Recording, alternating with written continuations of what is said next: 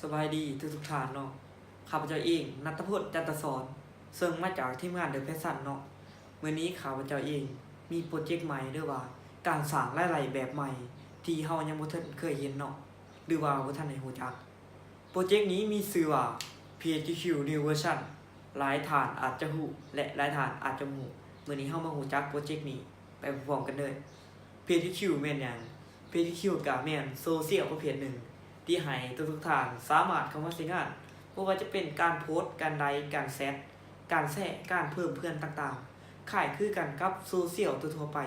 ที่ทุกท่านใช้ในชีวิตประจำวันเลยโอเคเฮามาเบิ่งสิทธิพิเศษของ PHQ เฮามีหยังแหน่สิทธิพิเศษข้อหนึ่งก็คือฟรียูเซอร์เนาะฟรียูเซอร์ก็ทุกท่านสามารถเข้ามาใช้งานได้โดยสามารถเข้ามาใช้งานฟรีเลยสิทธิพิเศษข้อที่2ก็คือ Premium User แปลง่ายว่า Premium User นี่ทั้ง PHQ เพิ่นไล่เปิดหรือว่าไล่ให้ทุกท่านได้มีส่วนร่วมหรือว่าได้มีหุ้นส่วนสร้างธุรกิจขยาย PHQ เฮาไปนำกันเนาะก็คือมีอยู่3แพ็กเกจใหญ่ๆคือ1 Premium User VIP User และ Super VIP เนาะโอเคเนาะเฮาเบิ่งว่าไล่จาก PHQ เข้านี่มีหยังแหน่หรือว่ามี2ทางได้แหน่ก็คืออยากให้ทุกท่านเข้าใจง่ายเนาะไล่จาก PHQ เข้านี่มีอยู่2พาร์ทการใช้งานมีอยู่2พาร์ทเนาะ2พาร์ทใหญ่ๆเลย2พาร์ทการใช้งานโอเคมีอยู่2พาร์ทการใช้งานพาร์ทการที่1นี่เกิดว่าการใช้งานเนาะหรือว่าการโพสต์รูปอย่างต่างการใช้งานการใช้งานนี้มีอย่างไรที่น่าเรียนเนาะการใช้งานหนึ่งก็คือการที่เราโพสต์รูปว่าการโพสต์เนาะโพสต์รูปโพสต์วิดีโออย่างต่างๆข้อที่2นี่ก็คือการแชทเนาะเสื้อถ้าเกิดว่าทุกท่านก็แชทหรือว่าใส่ในชีวิตประจำวันอยู่แล้วการแชทนี่ตัวที่3นี่ก็คือpower click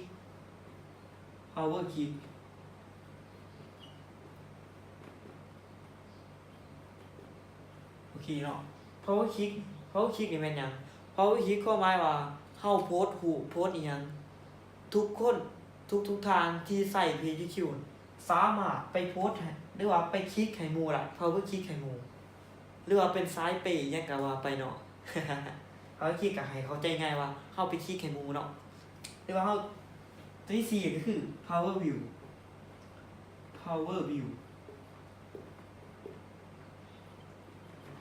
นี่แม่นหยังก็หมายว่า power view นี่ก็คล้ายคือกันกับเฮาเอารูปเอาวิดีโออย่างต่างๆลงนำ PHQ เฮาเนาะทุกท่านเข้าไปเบิ่งก็เกิด power view เนาะก็หมายเข้าใจง่ายว่าสมมุติว่ามื้อนี้ว่าเฮาเปิดช่อง YouTube เนาะเฮาเอาวิดีโอลงคนไปเข้าเบิ่งก็คล้ายๆกันกับแบบนี้เนาะแต่ก็เกิดวิวคือกันแต่ก็เป็นได้หลายที่หานี่การโฆษณาเนาะโฆษณาเฮาเชื่อเหลือเกินว่าทุกท่านที่เขาไปเบิ่งใน YouTube อย่างต่างๆจะมีเด้งโฆษณาขึ้นในวิดีโอหรือว่าขึ้นเทื่อละอัน1 2อันก็แล้วแต่ผู้เพิ่นจะให้ขึ้นเนาะเกี่ยวกับวิดีโอตัวนั้นก็นี่ก็คล้ายกัน PHQ เฮาก็จะมีโฆษณาวิดีโออย่างต่างๆก็เกิดเป็นได้หลายในส่วนนี้จะเอิ้นว่าส่วนการพาร์ทการใช้งานเนาะพาร์ทการใช้งานว่าจะเป็นการโพสต์การแชท power click power view หรือว่าโฆษณาต่างๆนี่จะเป็นการใช้งานเนาะมื้อนี้เฮามาเบิ่งพาร์ทที่2เนาะพาร์ทการขยายตลาดหรือว่า marketing การขยายตลาดหรือว่า marketing เนาะเฮาเข้าใจง่ายหรือว่าก็หมายว่าตลาดนี่ก็คือคนได้หลายคนที่เข้ามาใช้งานหรือว่าที่เขามาขายเครื่องขายของถ้ามีผู้เดียวเขาจะบ่เอิ้นว่าตลาดเนาะตลาดจะเป็นความหมายว่าเป็นคนที่กว้างขวางความหมายว่าเขามาสวมใส่เขามาซื้อสินค้าต่างๆเขาจะเอิ้นว่าการขยายการตลาดเฮาเบิ่งสิทธิการขยายการตลาดเฮาจะได้หยังแหน่1ก็คือเมื่อเฮาชวนหมู่มา1คนส่วนเพื่อนเนาะส่วนหมู่เลยว่าการส่วนหมู่ 1คนคำว่าเขาจะมีสิทธิพิเศษหรือว่าทางบริษัทจะหรือว่าทาง PTQ เฮาจะสามารถเคปรีวิวให้เลยเนาะโดยที่ทานโดยบ่ได้เฮ็ดหยังเพียงแต่ส่วนหมู่เขามาใส่งานเนาะเขาจะได้ไปเลย4 ล้าน4 ล้านวิว4 ล้านวิวเนาะหรือว่าเท่ากับ400คิวเพราะว่า1คิวเท่ากับ1 บาท400คิวก็ประมาณ400 บาทเนาะในส่วนกันส่วนหมู่มาเด่นข้อที่2ก็คือโน้ตเพื่อนเนาะโน้ตเพื่อนเฮาเข้าใจง่ายเลยว่า เมื่อเฮาส่วนเพื่อนมาอีกคนนึงเนาะเพื่อนเฮาก็จะไปส่วนต่อนี่เพิ่นจะเอิ้นว่าโน้ตเพื่อนเมื่อเพื่อนส่วนไปส่วนหมู่ต่อเนาะเฮาจะได้ในส่วนนี้2 ล้านวิว200,000 วิวเนาะเขาจะได้ส่วนนี้200,000 วิวเฮาเข้าใจง่ายว่า200,000 วิวก็ประมาณอยู่เฮาก็คิดรายออกมาเนาะเอา200,000 วิวไปหารให้ 10,000 มันจะเท่าอยู่20คิวหรือว่า20 บาทโอเคเนาะนี่จะเป็นโน้ตเพื่อนสามารถ 10% จากการถอนเงิน 10% จากการถอนเงิน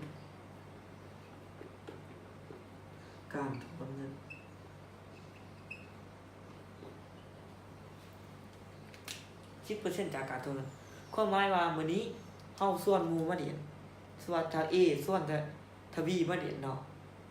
เมื่อทา B ถอนเงินทา A ก็จะได้ 10% จากเพิ่นถอนเงินส่วนว่าทา B ถอนเงิน10,000 บาททา B ก็จะได้อยู่ประมาณ1,000 บาทเนาะจาก 10% จากหมู่ถอนเงินนี่จะเป็น 10% จากหมู่ถอนเงินก็ให้เข้าใจง่ายซำนี้เนาะเอามาเบิ่งตัวที่4เนาะ2% จากเซ็นเตอร์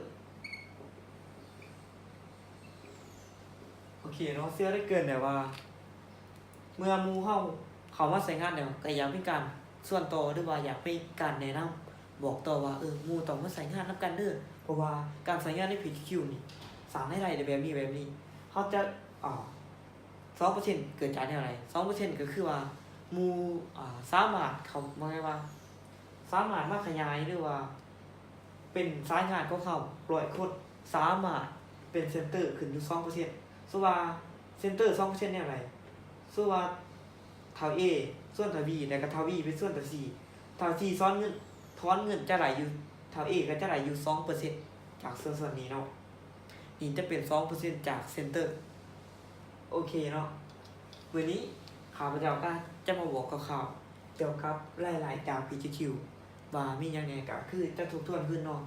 รายๆจาก PTQ ก็มีอยู่2พาร์ทใหญ่ๆเนาะพาร์ทที่1ก็คือพาร์ทการใช้งานพาร์ทการใช้งานมีหยังการโพสต์รูปโพสต์วิดีโอหรือว่าโพสต์ขายเครื่องขายของอิหยังต่างๆก็สามารถเกิดได้หลายเนาะ2มาตรการแซททุกคนเนี่ยก็มีการแซทกันเนี่ยเฮาเชื่อว่าทุกคนนี่คือข้าพเจ้าเองแซทมาเมื่อก่อนก็เล่นโซเชียลมาก็ประมาณ 3-4 ปีแล้วก็จากการแซทยังก็บ่ได้หยังเนาะได้จากก็คือความม่วนซื่นหรือว่าได้แซทกับผู้แสผู้สาวหยังต่างๆก็ว่ากันไปเนาะที่3มาก็ Power Kick ก็เชื่อได้ว่าคือข้าพเจ้าก็มักโพสต์รูปโพสต์วิดีโอยังภายในFacebook หรือว่า Instagram ต่างๆก็บ่เคยรายจากการโพสต์จากส่วนนี้เนาะแต่ PTQ เฮานี่มีหลายๆเลยสุดยอดหลายทุกๆท่าน3-4มาก็คือ Power Kick Power View เนาะ Power View เป็นหยังแม่นคือเฮาเอารูปเอาวิดีโอลงใน Facebook ก็บ่เคยจะว่าคนเขาเบิ่งก็บ่เคยว่าเกิดได้หลายจากส่วนนี้เนาะคือข้าพเจ้าเลยโพสต์ในPTQ ก็สามารถมีได้หลายหรือว่าคนเขาเบิ่งก็สามารถมีได้หลายเนาะได้เกิดยอดวิวแล้วก็เกิดยอดคิวแล้วก็ถอนมาเป็นเงินได้เนาะที่สามารถก็คือการโฆษณาเฮาเชื่อเลยว่าคือ Facebook นี่ก็มีการโฆษณาหรือว่าโฆษณาขายเครื่องออนไลน์ต่างๆเพิ่นก็หมายบอกง่ายๆว่าเฮาจะมีการคือ Facebook นี่คู่มือนี่จะมีการโฆษณาหรือว่าทานใดที่บ่โฆษณาจับหมู่ให้เฮาเข้าใจง่ายว่าคือข้าพเจ้าเองเนาะได้โพสต์รูปลงรูปหนึงหมู่ในหมู่ข้าพเจ้านี่จะมีอยู่5,000 คน แต่สามารถเป็นหยังเขาเห็นเพียงแต่300คนเท่านั้นนึงว่าพี่Facebook เขานี่ได้ปิดการมองเห็นก็เลยเฮ็ดให้เราบ่สามารถ